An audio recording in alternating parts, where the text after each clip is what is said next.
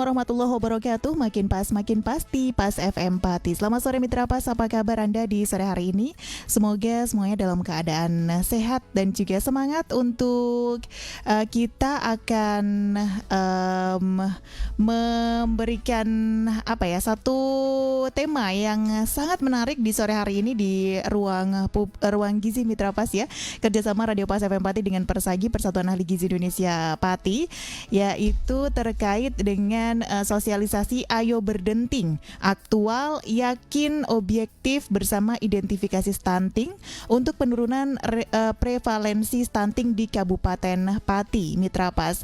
Nah, untuk Anda yang ingin bergabung, yang ingin bertanya terkait dengan tema kita, bisa SMS ataupun WA di 085277999101 atau bisa telepon di 0295385877.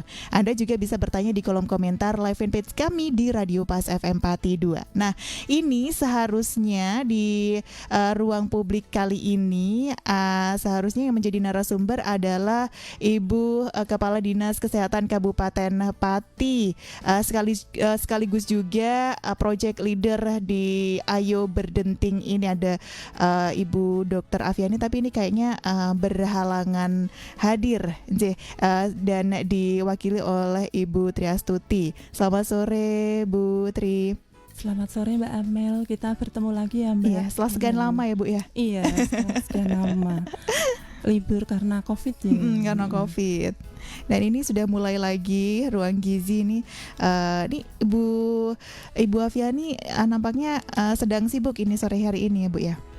Iya Mbak Amel, mohon maaf sekali ya Ibu Dr. Afiani Tritanti Venusia MM tidak bisa hadir sore hari ini karena kebetulan ada dinas luar kota yang tidak bisa ditinggalkan. Jadi beliau menugaskan saya untuk hadir pada sore hari ini.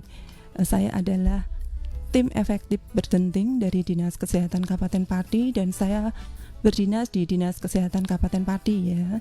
Kalau dulu Mbak Amel lebih mengenal saya Mbak Nani ya, Bu Nani. Memang nama saya Hertani Triastuti, seperti itu. Salam kenal juga untuk semua sahabat Mitra Pas FM. Mungkin juga tidak asing ya, karena saya sudah sering mengisi acara Ruang Gizi ini dari Persatuan Ahli Gizi Indonesia cabang Pati, demikian. Iya. Nah ini ada yang menarik terkait dengan Ayo Berdenting ini Bu. Ini apa ini Ayo Berdenting? Mungkin bisa diceritakan Mitra Pas semuanya yang juga penasaran dengan Ayo Berdenting. Kalau berdenting itu biasanya identik dengan musik ini Bu. Iya betul Mbak. Iya. Jadi Ayo Berdenting ini sebuah salah satu upaya untuk penurunan prevalensi stunting di Kabupaten Pati ya.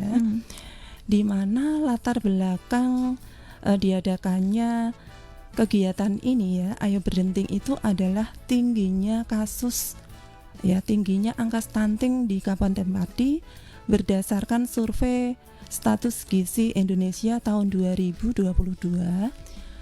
Angka stunting di Kabupaten Pati itu mencapai 23%, Mbak. Jadi lebih tinggi dari angka nasional yang 21,6 dan juga lebih tinggi dari angka Jawa Tengah yang 20,8 seperti itu. Di samping itu belum adanya angka stunting yang sesuai dengan definisi operasionalnya. Terus belum optimalnya lintas program untuk kasus stunting.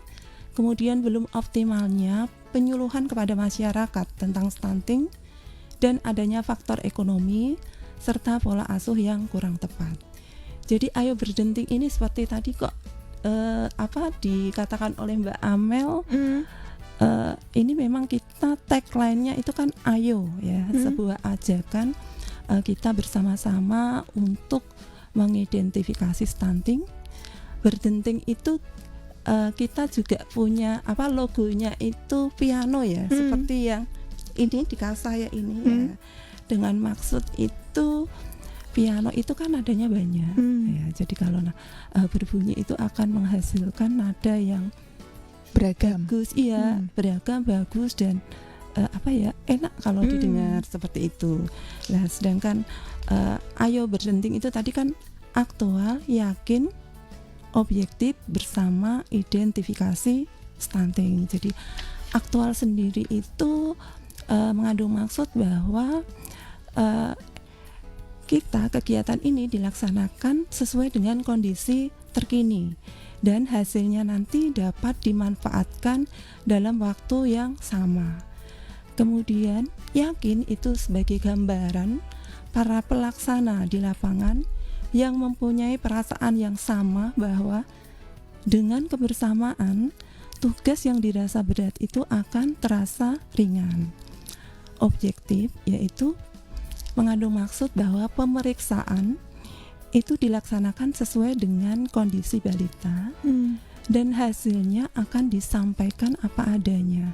Jadi tidak direkayasa nantinya mana balita yang benar-benar stunting dan mana yang stunted seperti itu. Nah, berjenting sendiri itu tadi sudah disampaikan Mbak Amel di depan ya, bersama identifikasi stunting ya, mengandung maksud sebuah kebersamaan yang indah serta akan didengar dan dirasakan secara luas oleh masyarakat. Seperti itu Mbak. Oke, menarik sekali bahwa ternyata dalam sekali makna dari Ayo Berdenting ini ya. Nah, untuk Ayo Berdenting ini sendiri apakah ini adalah program dari pemerintah pusat atau dari mana ini Bu? Sebenarnya begini, program Ayo Berdenting ini bisa dikatakan nantinya menjadi suatu inovasi ya, suatu inovasi karena yang menginisiasi adalah Dinas Kesehatan, bisa dijadikan suatu inovasi dalam rangka upaya penanganan stunting untuk penurunan prevalensi stunting di Kabupaten Pati. Karena selama ini kita hanya mendapatkan data stunting itu berdasarkan hasil penimbangan, hasil pengukuran di posyandu, tanpa kita melakukan istilahnya apa ya, pemeriksaan lebih lanjut apakah balita yang kita temukan stunting tanda kutip, nah itu kan masih berisiko ya, bukan sudah stunting di posyandu itu benar-benar stunting atau hanya stunted. Jadi perlu dilakukan pemeriksaan lebih lanjut bersama-sama lintas program seperti itu ya. Oke. Nah, ini menarik tadi dijelaskan bahwa stunting atau stunted. Nah, ini apa bedanya antara stunting dan stunted? Selama ini kita taunya yaudah stunting aja gitu, tanpa tahu ada istilah stunted ini sendiri nih Bu. Iya, baik Mbak Amel. Jadi memang antara stunted dan stunting itu beda. Kalau stunted itu hanya pendek ya, stunted pendek ya, yang diukur menggunakan dihitung berdasarkan status gizi, panjang badan atau tinggi badan menurut umur kurang dari -2 standar deviasi WHO NCHS, hanya sampai di situ, pendek ya. Pendek ya. Balita pendek tidak sesuai balita seusianya, tinggi badannya atau panjang badannya. Tetapi kalau stunting itu ada ikutannya, ada embel-embelnya. Jadi selain pendek itu tadi, itu juga ada kekurangan gizi kronis, ya, ada infeksi berulang dan kurangnya stimulasi psikososial. Jadi definisi stunting itu adalah kondisi gagal pertumbuhan dan perkembangan yang disebabkan oleh kekurangan zat gizi kronis yang terjadi di 1000 hari pertama kehidupan, adanya penyakit infeksi yang berulang, dan kurangnya stimulasi psikososial. Seperti itu Mbak Amel. Nah, berarti kalau misalkan stunted itu belum tentu stunting, tapi kalau stunting itu sudah pasti stunted seperti itu ya Bu ya? Iya betul ya, seperti juga yang dikatakan oleh Pak Hasto ya, Kepala BKKBN Pusat itu, bahwa stunting itu pendek, tapi pendek belum tentu stunting, seperti itu. Jadi memang balita yang kita temukan di posyandu, misal itu dikatakan stunting, nah itu masih perlu dilakukan pemeriksaan lebih lanjut, karena itu masih berisiko, artinya belum benar-benar stunting, harus dilakukan pemeriksaan lebih lanjut, dirujuk ke puskesmas. Kemudian apabila memang puskesmas itu masih belum bisa memastikan apakah itu stunting atau stunted, itu yang tadi berisiko stunting itu bisa dirujuk ke rumah sakit seperti itu. Tapi kalau memang puskesmas sudah bisa menentukan, oh ini gizinya baik, oh ini underweight, oh ini wasting, nah itu ya sudah berarti berhenti di puskesmas. Untuk kasus-kasus tertentu yang memang memerlukan penanganan lebih lanjut, itu bisa dirujuk ke puskesmas, ke rumah sakit, ke rumah sakit, ke dokter spesialis anak. Jadi nanti di sana ditangani oleh selain dokter spesialis anak juga dokter spesialis gizi klinik dan psikolog, seperti itu Mbak. Oke, menarik sekali Mitra Pas pembahasan kita di sore hari ini ya. Dan kita juga masih menunggu untuk Anda yang ingin bergabung, yang ingin bertanya terkait dengan tema kita, sosialisasi Ayo Berdenting, aktual yakin objektif bersama identifikasi stunting Mitra Pas ya, untuk penurunan prevalensi stunting di Kabupaten Pati. Anda bisa bertanya di SMS ataupun WA di 085277999101, teleponnya di 02953858877, atau Anda bisa bertanya di kolom komentar live fanpage kami di Radio Pas FM Pati 2. Kita jeda dulu, tetap ngepas di 101 FM Radio Pas Pati, saluran informasi warga Pati. 101 FM Radio Pas Pati, saluran informasi warga Pati, masih di program Ruang Gizi Mitra Pas, kerjasama Radio Pas FM Pati dengan Persagi, Persatuan Ahli Gizi Indonesia Pati. Dan sore hari ini kita akan membahas satu tema terkait dengan Ayo Berdenting. Ini sebuah sosialisasi Mitra Pas, aktual yakin objektif bersama identifikasi stunting untuk penurunan prevalensi stunting di Kabupaten Pati ya, yang tadi sudah dijelaskan bahwa ternyata di Kabupaten Pati ini angka stunting masih cukup tinggi, yaitu 23% di tahun 2022 ya. Dan ini lebih tinggi dari angka nasional yang 21,6% dan di Jawa Tengah sendiri 20,8%. Nah, tentang stunting ini memang sudah sudah digalakkan dari pemerintah pusat selama bertahun-tahun terkait dengan angka penurunan stunting di Indonesia ini. Nah, ini sudah ada yang gabung, ada dari siapa ini? Dari Bu Mita di Blaru. Assalamualaikum Ibu. Mengapa stunting menjadi salah satu persoalan dalam pembangunan yang sudah berlangsung lama dan belum terselesaikan sampai saat ini, Bu? Apakah ada penanganan khusus untuk anak yang mengalami stunting? Kemudian gizi apa yang harus dipenuhi untuk mencegah stunting? Dan satu lagi, apa dampak dan efek buruk bagi anak yang mengalami stunting? Ini Ibu Mita di Blaru nih, Bu. Waalaikumsalam Ibu Mita ya. Ini begini Mbak Amel gitu ya. Apabila anak itu sudah didiagnosis stunting ya, memang yang bisa mendiagnosis stunting itu adalah dokter spesialis anak. Jadi mengapa Ibu Kepala Dinas ini menginisiasi ataupun membuat sebuah inovasi tentang Ayo Berdenting ini nanti untuk memastikan bahwa mana sih anak yang benar-benar stunting dan mana anak yang stunted. Karena memang anak yang stunting itu nantinya akan tidak bisa, istilahnya mohon maaf ya, tidak bisa disembuhkan karena memang secara perkembangan otak itu di bawah dari anak yang normal. Untuk stunting tidak bisa disembuhkan ini, Bu? Iya, karena memang perkembangan otak itu kan terjadi di usia ibu mulai hamil, konsepsi sampai anak usia 2 tahun. Nah, perkembangan otak itu kan terjadi di usia itu 80%. Nah, setelah itu sisanya. Jadi kalau perkembangan otak itu sudah tidak bisa dikejar di umur itu, otomatis kepintaran anak-anak itu di bawah rata-rata. Ya, kalau kepintaran anak di bawah rata-rata, otomatis nanti dia kalau sekolah tidak bisa seperti anak yang normal, ya seperti itu. Dan di usia dewasanya ini juga nantinya akan mempengaruhi juga produktivitas kerja. Dan anak stunting itu juga nanti dewasanya itu juga berisiko menderita penyakit metabolisme, seperti nanti bisa menjadi obes, hipertensi, ada lebih besar resikonya terjadi penyakit jantung seperti itu. Jadi memang sangat menghambat pembangunan. Makanya kenapa pemerintah itu menggalakkan suatu upaya untuk pencegahan stunting sejak dini. Ya, jadi pencegahan stunting sejak dini itu perlu dilakukan.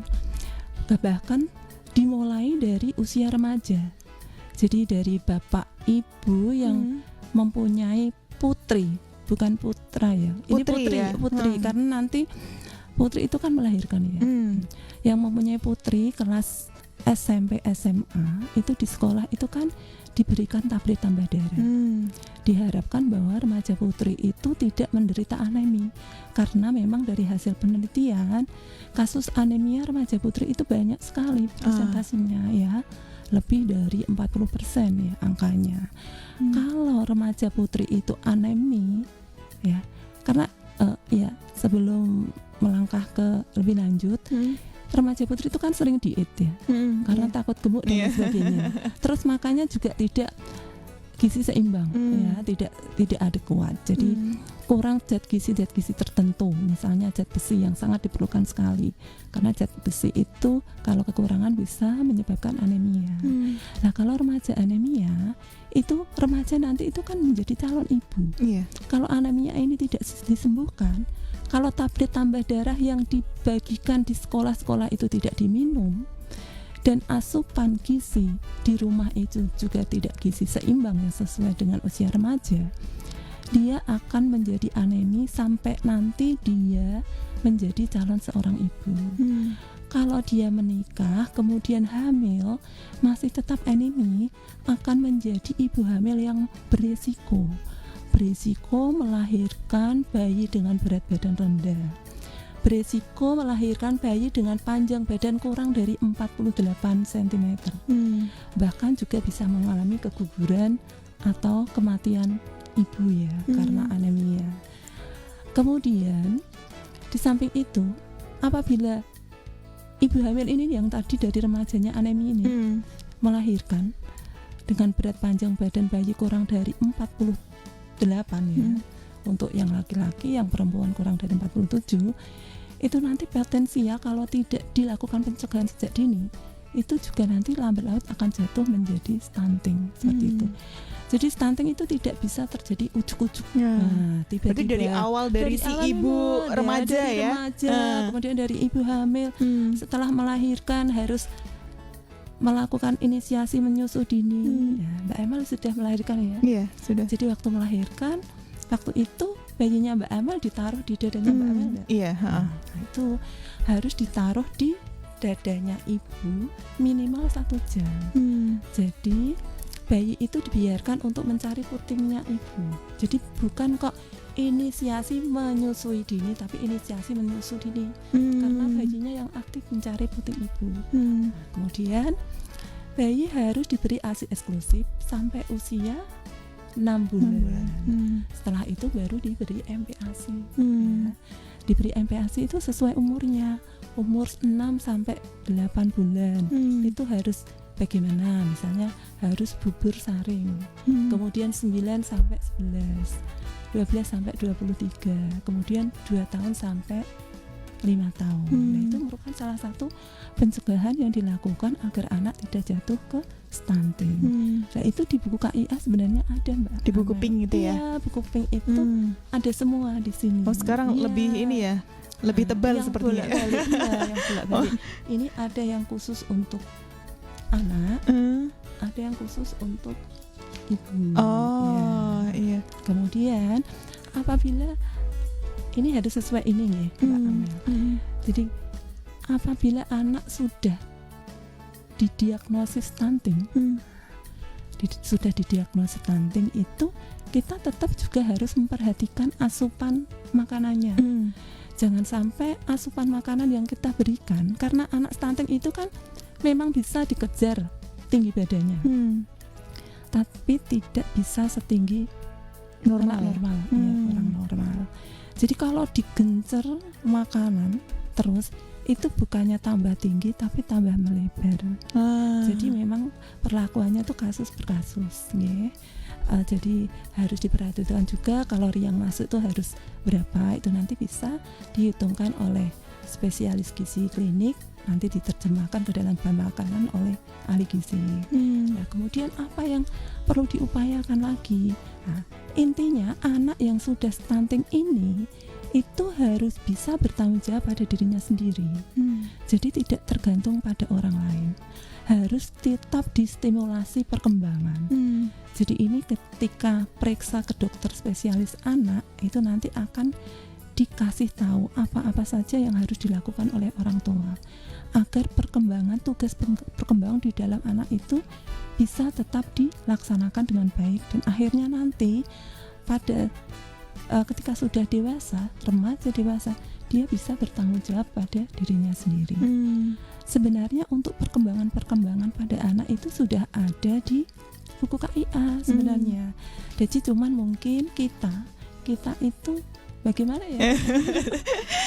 yang malas untuk membuka-buka dan ini ya mencari tahu ya. Kita malas untuk membuka-buka dan mencari tahu. Jadi ketika kita terima buku KIA, datang ke posyandu, ditulis oleh ibu kader, hasilnya kemudian dibangun ya udah disimpan di belakang bantal atau di bawah kasur seperti itu. Jadi mari kita galakkan membaca buku KIA ya.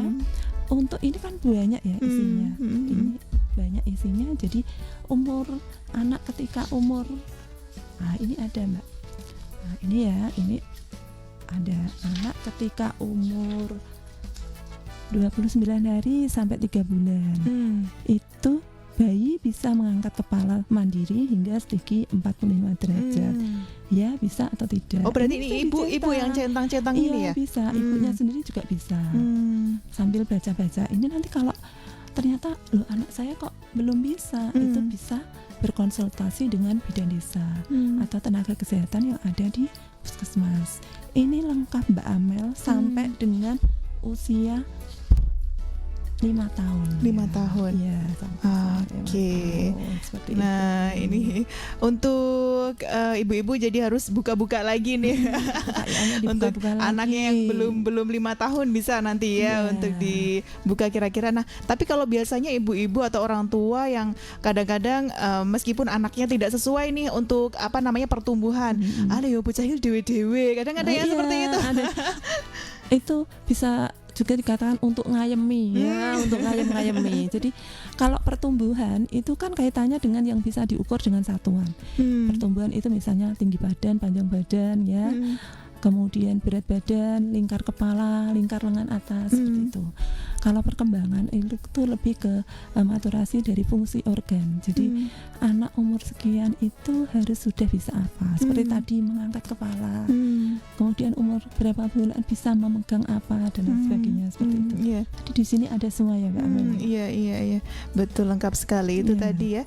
Ibu Mita yang ada di Belaru. Nanti untuk pertanyaan yang lain sabar dulu Bu Mita, kita jeda dulu ya. Untuk Anda Mitra Pas yang ingin bergabung juga masih kami tunggu. Anda bisa SMS ataupun WA di 085277999101. Teleponnya di 0295385877 atau Anda bisa bertanya di kolom komentar live fanpage kami di Radio Pas FM Pati 2. Tetap ngepas di 101 FM Radio Pas Pati, saluran informasi warga Pati. Terima kasih untuk Anda yang masih setia di 101 FM Radio Pas Pati, saluran informasi warga Pati. Dan kita masih di program Ruang Gizi Mitra Pas kerjasama Radio Pas FM Pati dengan Persagi, Persatuan Ahli Gizi Indonesia Pati. Dan kita juga masih mensosialisasikan Ayo Berdenting, aktual, yakin, objektif bersama identifikasi stunting untuk penurunan prevalensi stunting di Kabupaten Pati ya. Dan untuk Anda yang ingin bergabung, yang ingin bertanya juga masih kami tunggu. Anda bisa SMS ataupun WA di 085277999101 atau bisa telepon di 0295385877 atau Anda bisa bertanya di kolom komentar live fanpage kami di Radio Pas FM Pati 2 ya.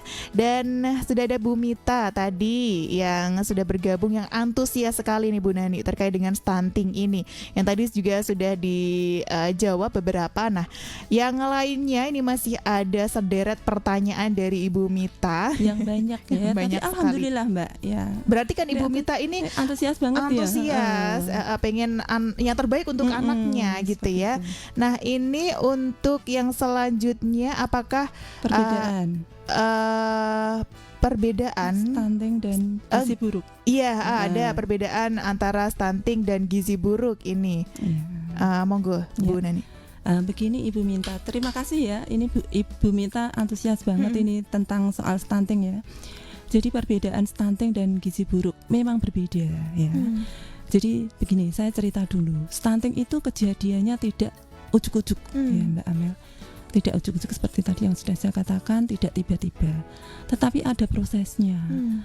Anak jatuh ke stunting itu memang butuh waktu yang panjang ya. Jadi begini. Ketika kita melakukan penimbangan di posyandu ya, diukur berat badannya, kemudian tinggi badannya, panjang badannya, kemudian jika perlu adalah lingkar kepala seperti itu ya, lingkar lengan atas ya. Ketika berat badan balita itu tidak naik ya, kalau dulu itu dikatakan T, kalau sekarang tuh underweight. T itu bisa T artinya tetap, berat badan itu tetap. Bulan lalu misalnya 12, bulan ini 12, berarti T itu tetap. Kemudian ketika bulan lalu 12, bulan ini 12,1 on ya, gitu. Naik 1 on. Padahal di buku KIA itu harusnya naiknya misalnya 2 on. Itu dikatakan underweight, T itu juga. Kemudian ketika berat badan tidak naik ya, artinya turun. Kemarin 12, bulan ini 11,8 ya, 8 atau 9 berarti tidak naik, berarti turun, itu dikatakan underweight ya, underweight. Underweight ini bila tidak ditangani, underweight atau semakin turun akan menjadi balita wasting, gizi kurang. Gizi kurang itu apabila tidak ditangani akan menjadi gizi buruk. Gizi kurang, gizi buruk itu kita mengukurnya menggunakan indikator berat badan menurut tinggi badan, BPTB. Kalau underweight itu tadi atau berat badan kurang itu kan berat badan menurut umur ya. Itu bisa diketahui dalam waktu singkat. Tapi untuk jatuh ke gizi kurang, gizi buruk itu butuh beberapa bulan. Untuk jatuh ke gizi kurang, kemudian selanjutnya jatuh ke gizi buruk, yaitu kita mengukurnya dengan menggunakan indikator berat badan dibanding tinggi badan ya, BPTB menurut baku standar WHO NCHS. Nah, kalau anak gizi buruk ini tidak ditangani, dia akan jatuh menjadi anak stunting. Kalau berat badan tinggi berat badannya tetap terus, jadi beberapa bulan tinggi badannya otomatis tidak akan naik, tinggi badannya tetap, sedangkan umurnya tetap berjalan. Jadi tadi dari mulai T tadi sudah 6 bulan, kemudian masuk ke gizi kurang, kemudian masuk ke gizi buruk, sudah jatuh ke stunting ya, seperti itu. Jadi berbeda. Jadi tidak ujuk-ujuk langsung stunting seperti itu ya. Tidak, tapi ada prosesnya dulu. Prosesnya lebih dahulu. Berarti ini lumayan lama prosesnya antara lama. Ini iya, minimal 6 bulan. Minimal bahkan lebih. Kalau gizi buruk ini masih di gizi buruk masih bisa ditangani ya. Di puskesmas atau di rumah sakit bisa ditangani. Kalau stunting memang harus penanganannya itu sebenarnya di rumah sakit. Butuh kolaborasi antara dokter spesialis anak, dokter spesialis gizi klinik, ahli gizi, kemudian sama psikolog. Oke. Kemudian ini apakah ketika orang tua pendek ini juga akan melahirkan anak yang stunting, Bu? Ini namanya tinggi potensial genetik. Memang stunting itu ada yang disebabkan oleh faktor genetik, tapi hanya sedikit sekali persennya. Kita contohkan Jepang itu waktu menjajah Indonesia itu kan terkenal dengan tentara yang pendek ya. Tapi sekarang lihat, Jepang itu tinggi-tinggi, tinggi-tinggi, bintang film dari Jepang itu tinggi-tinggi ya. Karena apa? Karena memang dia asupan waktu hamil, asupan gizinya itu adekuat ya. asupan gizinya cukup, sehingga bayi yang dilahirkan itu tidak lagi berisiko stunting. Lebih dari 48 cm ya, seperti itu. Walaupun tidak menutup kemungkinan ada, tetapi sangat kecil tadi. Yang bisa menghitung tinggi potensial genetik adalah memang dokter ya. Jadi kalau memang orang tua bapak ibunya itu pendek, itu ada rumusnya. Walaupun begitu, seperti yang tadi saya katakan, tetap bisa melahirkan generasi yang tidak stunting, Mbak Amel. Iya, meskipun orang tuanya stunting ya. Bisa dengan asupan zat gizi itu yang adekuat seperti itu. Oke, itu tadi Bu Mita ya. Kemudian ada juga Bu Windy di Pati. Apakah stunting ini hanya terjadi pada keluarga dengan ekonomi yang terbilang kurang mampu? Lalu pada usia berapa tahun seorang anak dapat divonis mengalami stunting ini, Bu? Tadi sudah dijelaskan juga ya untuk stunting ini ya. Jadi begini, sebenarnya stunting itu tidak saja terjadi pada keluarga yang kurang mampu. Bahkan keluarga yang mampu itu bisa juga anaknya menjadi stunting. Karena stunting itu juga ada faktor-faktor lain penyebabnya ya. Ikutannya juga banyak ya. Seperti tadi saya katakan bahwa kurangnya gizi ya, asupan gizi ya, malnutrisi, kurangnya zat gizi kronis di 1000 hari pertama kehidupan. Itu biasanya apa? Biasanya itu kurang telaten. Kurang telaten leh ndulang ya, kurang telaten leh ndulang, apalagi ibu-ibu yang muda itu asik dolanan HP. Anaknya kalau enggak makannya itu tidak satset dades terus iki yo nganu rantek-entek dan lain sebagainya. Itu masih kan gitu. Jadi ibu itu harus telaten. Anak itu harus diajak makan bareng, karena anak itu mesti meniru orang tuanya. Entah itu makan bareng bersama di meja makan atau lesehan, yang penting makan bareng dengan bapak ibunya, karena mesti anak itu meniru bapak ibunya. Bapaknya ngambil apa, dia ikut ngambil apa, seperti itu. Jadi ojo dirawei, gak entok kan gitu ya. Terus misalnya anak pengen megang makanan sendiri ya, misalnya di bawah 2 tahun itu kan kadang dridis gitu ya, pengen ini megang ini, ojo mengko kamu ndak belepotan dan sebagainya kan gitu kan, ibunya takut kotor gitu didulang, padahal anaknya tuh pengen makan sendiri. Lah tadi itu loh melatih motoriknya. Anak itu pegang sendok itu aja susah, nggak seperti kita, perlu latihan. Memasukkan sendok ke mulut itu juga perlu latihan. Apa yang dimakan orang tua dia itu juga pengen seperti itu. Jadi memang pola asuh itu ya sangat berpengaruh sekali gitu loh.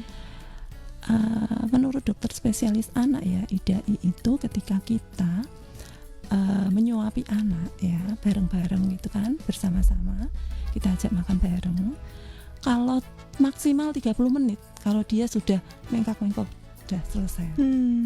Nanti aja lagi. Oke.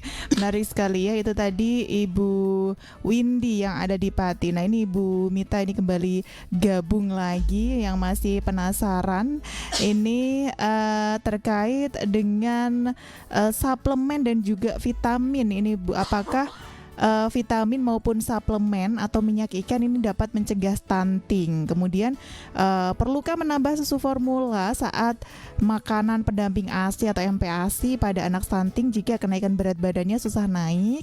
Dan kemudian apakah bisa disebut stunting jika bayi kurang dari 6 bulan ini kenaikan berat badannya melambat bahkan tidak naik? Dan caranya untuk mengejar stunting pada usia 6 bulan itu seperti apa? Oke, nanti Bu Mita sabar dulu, kita jeda dulu ya. Untuk Anda Mitra Pas yang ingin bergabung juga masih kami tunggu. Anda bisa SMS ataupun WA di 085277999101. Teleponnya di 0295385877, atau Anda bisa bertanya di kolom komentar live fanpage kami Radio Pas FM Pati 2. Tetap ngepas di 101 FM Radio Pas Pati, saluran informasi warga Pati. 101 FM Radio Radio Pas Pati, saluran informasi warga Pati, masih di ruang Gizi Mitra Pas kerjasama Radio Pas FM Pati dengan Persagi, Persatuan Ahli Gizi Indonesia Cabang Pati, dan kita masih membahas atau mensosialisasikan Ayo Berdenting, aktual, yakin, objektif bersama identifikasi stunting untuk penurunan prevalensi stunting di Kabupaten Pati. Dan ini nampaknya banyak masyarakat yang antusias terkait dengan stunting ini, Bu, karena memang sudah digencarkan sejak lama, dan kemudian masih ada juga kasus di Kabupaten Pati yang sedemikian banyak nah ini juga Ayo Berdenting ini nampaknya sudah mulai di beberapa desa ya, Bu ya. Iya, untuk di dua desa ya, pilot sudah. Projectnya di 2 desa. Oke, di desa mana saja ini, Bu? Pilot project untuk inovasi Ayo Berdenting ini ada di Desa Sukoharjo, Kecamatan Margorejo, dan Desa Telogosari, Kecamatan Telogobungu.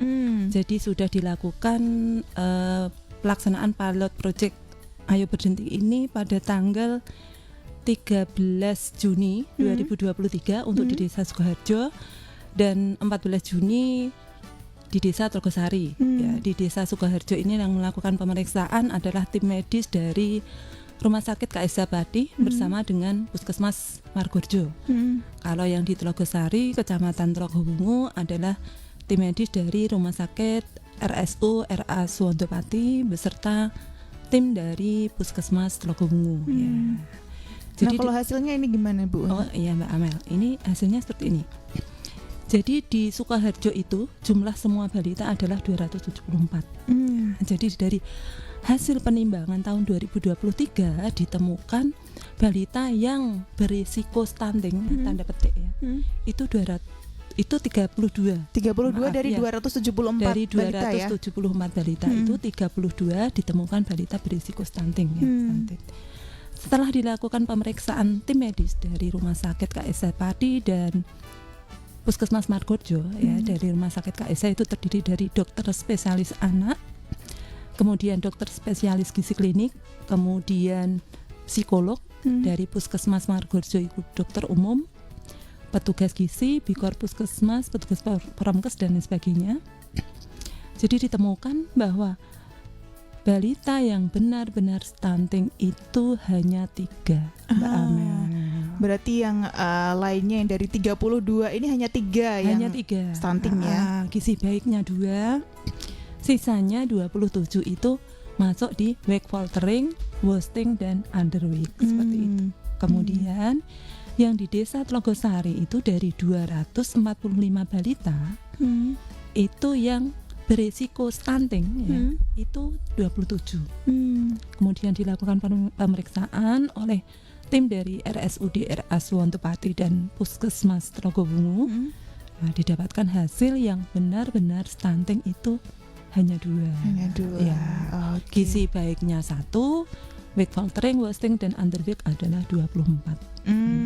Oke, jadi ketika tahu stunting atau tidak berarti harus memang ada pemeriksaan lebih lanjut dari rumah sakit ya. Lebih lanjut. Jadi balita yang kita temukan ya berisiko itu tadi dari hasil penimbangan itu bisa dirujuk ke puskesmas ya. Kemudian apabila puskesmas masih untuk pemeriksaan lebih lanjut bisa dirujuk ke dokter spesialis anak. Jadi yang memang berisiko stunting, yang benar-benar berisiko, itu dirujuk ke spesialis anak ya, ke rumah sakit. Tapi yang sudah ditemukan dari misalnya puskesmas sudah bisa mendiagnosis, oh ini gizi baik, oh ini underweight, oh ini begini-begini. Nah itu sudah berhenti di puskesmas. Oke, tadi dari Bu Mita terkait dengan merokok, ini apakah berpengaruh ini dengan kejadian stunting ini, Bu? Ya. Dari penelitian selama ini bahwa merokok memang mempunyai potensial untuk balita itu resikonya lebih besar menjadi stunting karena asap rokok itu dapat menyebabkan infeksi di saluran pernafasan seperti itu. Jadi kalau balita itu mengalami penyakit infeksi, itu kan dia nafsu makannya. Nafsunya makannya itu berkurang. Kalau nafsu makannya berkurang itu otomatis berat badannya kan turun. Berat badan yang turun, yang tadi saya katakan turun atau tidak naik selama berbulan-bulan, nanti bisa menjadi gizi kurang, gizi buruk, akhirnya jatuh ke stunting seperti itu. Oh, oke. Kalau untuk ini yang menarik juga terkait dengan obat cacing ini Bu, apakah obat cacing dapat mencegah stunting?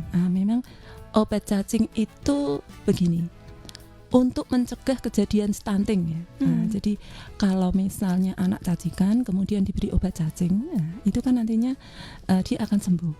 Tapi kalau tetap kecacingan itu kan termasuk penyakit infeksi, itu bisa menurunkan nafsu makan. Jadi anak lambat laun ini berat badannya kan turun. Kalau turun terus ya akhirnya itu tadi stunting jatuh. Ya? Iya.